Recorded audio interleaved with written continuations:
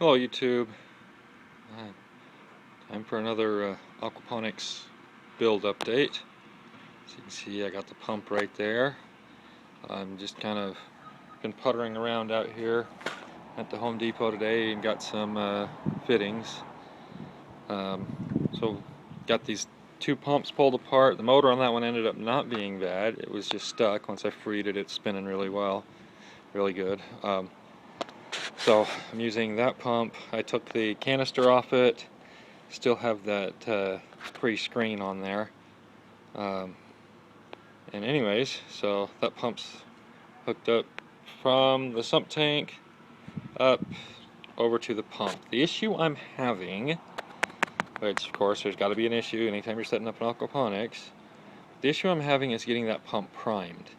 I was just trying to, I did manage to prime it earlier when I just had it set up to test to see if it worked, but I used the garden hose, shoved it in the pipe, into the end of a pipe that was stuck down in the water, and managed to get it to prime, and that pump can move some water.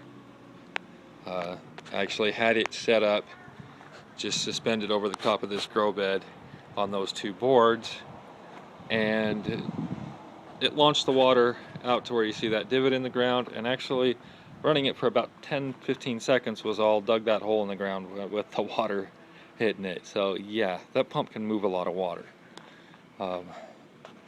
Anyways, that's where I'm at with that. So I'm still working on getting this plumbing all together. The next step is going to be to let's see where I got the 90 going down. It's going to go right down into a T, and the one T is going to go over there towards those barrels, and then up and feed the fish tanks. The other side of the T is going to go this way and feed the grow beds. Currently just the one grow bed. I still got to get that plumbed in, and then I got to still redo this drain pipe back to the sump tank. So for now, I'm gonna get the T put on there. I'm gonna cap off the end headed to the grow beds, and run the end over to the fish tank so I can get water going to the fish tanks again. Okay, the reason for this T right here and that valve, and that gray hose is going down into the sump tank. That's actually attached to my little 220 gallon per hour pump, the one that I had been running previously. Yeah, that's what I'm trying to use to prime this. I found I can't get it primed the way it is right now, because this is still open, and anytime the water starts to flow into the pump, it flows right out, and I can't get enough volume of water for it to be able to draw out of the fish tank.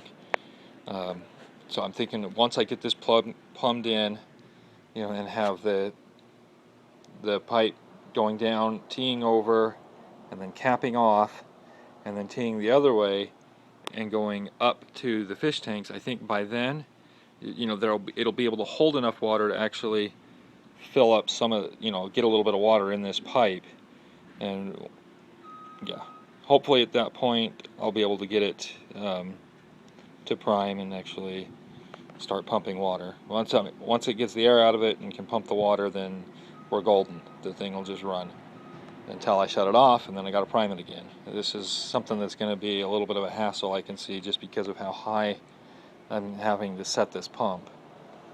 If I had the pump set low enough that the inlet pipe was below the height of the water level in the sump tank, then yeah, I wouldn't have to worry about priming it, because it would just prime itself. But that's not the case here, so I'm having to figure out the method of priming the pump.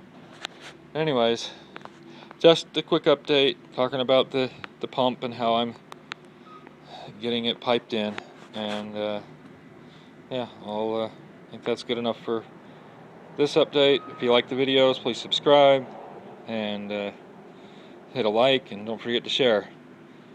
Thanks everybody.